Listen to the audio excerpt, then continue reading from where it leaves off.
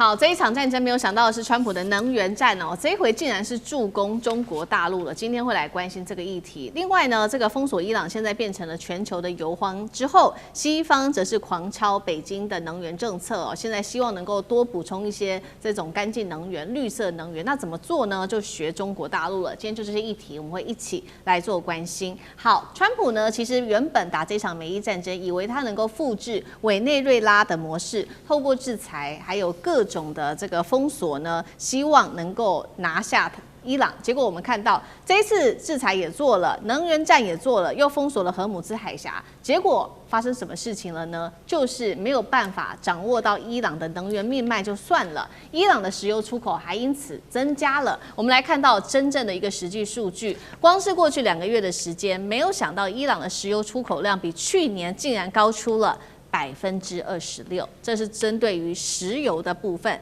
另外一方面是海上的浮艙原油囤貨也非常的高，囤積現在來到了1.6億桶。再來就是看到伊朗還是持續的向外，它可以去運送它的石油的，透過的就是混油，還有呢走私規避制裁，結果石油的銷量現在說呢不減反增呢。好，另外一方面，我們也來看到來自於伊朗的石油部長自己說的，從軍事衝突爆發到現在，伊朗的石油銷售情況，他說根本就沒有受到影響，而且呢是非常的良好的。反觀我們要來看到歐洲的油廠了，即將面臨的就是庫存告急，尤其是在這場戰爭之前，我們看到呢運送出去的油，從荷姆茲海峽的油輪在未來幾天，它就會正式的抵達馬來西亞跟澳洲了，在戰爭爆發前的最後一批油輪，接下來抵達了馬來西亞跟澳洲之後，接下來的油輪幾乎可以說都會停止，那等於是石油就面臨斷供的危機了。所以呢，華爾街日報也在這邊做了一個示警，他說石油市場接下來會進入到最危險的時刻，針對的就是這一些歐美國家，反而伊朗沒有受到太大的影響。苑老師，苑老師怎麼看？我告訴大家，為什麼打起仗來，伊朗的油反而好賣了？道理非常簡單，因為呢，大家要了解，一打起仗來，在事前就很多人警告，就是說伊朗的王牌就是控制或是封鎖荷姆茲海峽。那麼大家要了解啊，这個我用一個比方啊，因為伊朗說每桶油收1塊錢，每一艘船的話就是200萬桶油，你知道那個油輪有多大？然後呢，荷姆茲海峽的話呢，有任何事情，伊朗現在就直接針對於所有的油這邊開一炮啊，大概就是這個以色列或者是說什麼其他國家的這個油輪就挨炮了以後，當天就有上千艘啊，你知道那個是全世界30%的這個油要經過的荷姆茲海峽就不敢動了。為什麼？因為油輪本身有這個壓力啊，他們有保險啊，他們有安全啊，有這種問題都不敢動。那邊累計，據說目前為止已經累積到了3000艘大型的油輪出不來。那伊朗現在的話呢，就講說你原來要制裁我，對不對？那我自己的輪當然可以隨便去的，你要不要買？啊，所以這個是油量就因此而增加了，這是第一個。那麼歐美地區的煉油廠是快撐不住的原因，很簡單，就是沒油進來啊，對不對？你剛剛只提到了澳洲跟到了馬來西亞，就沒有說繞過去這邊的，對不對？而且現在有個更大的威脅啊，就是說是胡塞武裝的話，胡塞是個叛軍啊，他們也會針對紅海的曼德海峽也要來啊。那沙特的話就非常緊張啊。那這樣的搞下來的話呢，這些國家整個世界的經濟大亂。所以你剛剛講到說油價可能會上漲到170啊。我跟你講，我跟人家打賭啊，那個跟我打賭的人講說是200沒問題，哇！我一看嚇了一跳，對不對？說句良心話，我們現在生活當中處處都要依靠石油，石油不是單純的就是說是加油而已啊，你還涉及到一大堆，包含你的肥料，包括你的生活，塑膠袋穿的用的什麼一大堆啊，對不对？你在這種情況之下的話，你對伊朗目前為止的話，你被打垮了，真的是全球經濟。所以我說這一場戰爭打到現在這種結果，就大家都意想不到的，就所有人都受害人。所以這也是為什麼我要講川普啊，對吧？又笨又壞啊，然後又無知又無恥又無能。對，好，所以這場戰爭打到現在，可以說全球經濟一起賠賬之外，特別我們看到，那剛剛講的這些能源問題，接下來要怎麼解決呢？沒有石油嘛，石油不夠。那其實呢，受到影響的許多國家還是川普非常重要的這些盟友，不管我們這邊提到的英國、法國，或者是南韓、日本、德國等等，現在他們就提出來說，沒關係，那我們來做這個清潔能源的轉型好了，重點領域就會放在太陽能啊、儲能電池、高壓電網等等，剛好都是中國大陸多年來一直在推行要做的这個產業方向。那外媒就形容啦，這一波這些國家做的事情，等同就是全面的抄襲中國的作業。紐約時報乾脆也就做了一個評論，他說中東戰火一燒，全球更離不開中國，是這樣嗎？那華淦哥怎麼看？川普這一波操作被視為是幫了中國一把，你怎麼看？你如果在情勢繼續這樣發展下去的話，中東的戰火它不能夠停的話，你看世界各國，尤其是大國啊，你看歐洲的主要国家，他們就發現說完蛋了，你知道嗎？開戰44天以來，你知道我們多花了能源多少錢嗎？220億歐元，不是美金哦，歐元哦，相當於多少錢？220億歐元是台幣8200億啊！天哪，快跟我們的軍購一樣了，1.25兆一樣了。所以光是44天花那麼多錢，所以馮德萊恩講一個這個風涼話，他說什麼？最便宜的能源就不要用啊！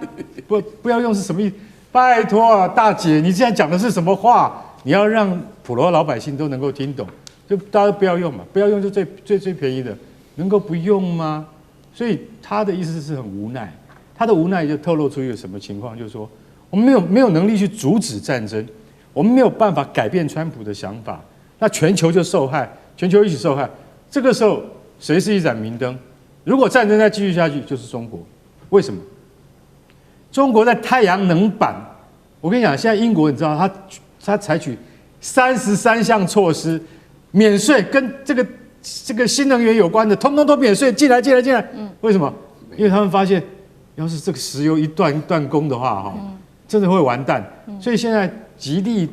推展新能源啊，太陽能板、光電這些事情，其實歐盟國家都有在做，其實多少年來都有在做。但你知道中國什麼時候開始做嗎？中國在25年前就開始了，那個時候就很明白跟所有的先進企業講，你們沒有乾淨能源，你們沒有新式能源的話，你們是不能在市場上面競爭下去的。所以寧德時代大家看到了吧？還有比亞迪它現在已經是全世界電池的王牌跟牛耳了，它已經直起牛耳到現在，是為什麼？當然，國家的政策是非常的明確的，所以也極力的在支撐的大型企業，他們往乾淨能源、風力發電這上面去。所以它的電網，我跟你講，現在我跟你講，它在新疆那個電網啊，我跟你講，你在那邊看哦，你絕對不曉得說新疆一片就是說這個沙漠風景很秀麗，對不對？它那個電網一連起來啊，它可以暫時可以提供至少上億人的那個生存的所需，很可怕，它可怕到這種地步。而且大陸啊，中國的這些電網、這個變壓器啊、儲能電池這些設施，它的就是說它的建制成本會比歐盟要少掉1/3那麼多，所以大家現在就要開始學中國了。你不能不學中國，為什麼？一樣的東西啊，我的這個價錢啊，你的是什麼價錢？對不對？以前是用抄的，用學的，現在東西是一樣的，尤其是電動車。光看電動車你就知道中國能源的進步到什麼地步。所以今天大家都已經想了，完了，戰爭繼續打下去的話，大家都要背着包包去北京取經了，請習近平主席幫忙吧。对，所以這一場戰爭到現在被視為說，現在是不是就以能源來說，最受惠的反而是中國大陸，這是第一個國家。第二個還有俄羅斯，就是現在有歐洲被迫走向的2條路。剛剛講的說中國大陸之外，就是學中國模式嘛，做這個綠色能源之外。第2條就是說，要不然乾脆回頭跟俄羅斯買油好了。匈牙利現在就改採了這樣子的一個策略。那我們來看到歐盟執委會主席馮德萊恩最近講了一句話，讓民眾氣炸了。他說，最便宜的能源就是都不要用，代表現在歐洲國家確實是很缺能源。那張建老師怎麼看？美國引發的能源的危機會不會加速來歐美之間更破裂？你怎麼看？我基本上來講，我要提醒，其實有很多人雖然很看好中國大陸或者怎麼樣發展的勢頭，但是在北京的戰略謀士們其實態度是相當冷靜跟保守。跨大西洋的同盟啊，它關係啊盤根錯節啊，其實是具有幾十年關係。儘管跨大西洋之間的這個同床異夢也不是始至今日，相互的矛盾也是這個就是存在，在消息面上的矛盾明顯浮現，但是呢，基本盤的結構並未衝動，所以呢，這個中國大陸的戰略謀士跟規劃並沒有沖昏了頭。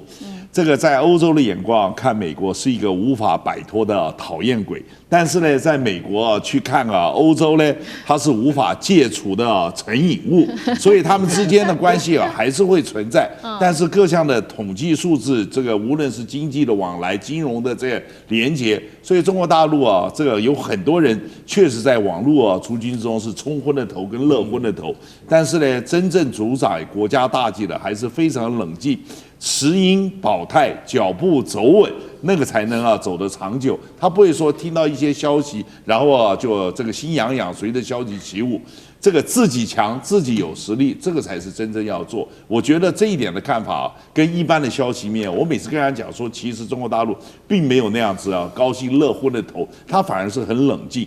一切都要問自己，我能不能把自己的實力做強，自己實力不做強，你講別人看着別人這樣子，那一點點我們好像超前了就樂滔滔，那個態度是不對的。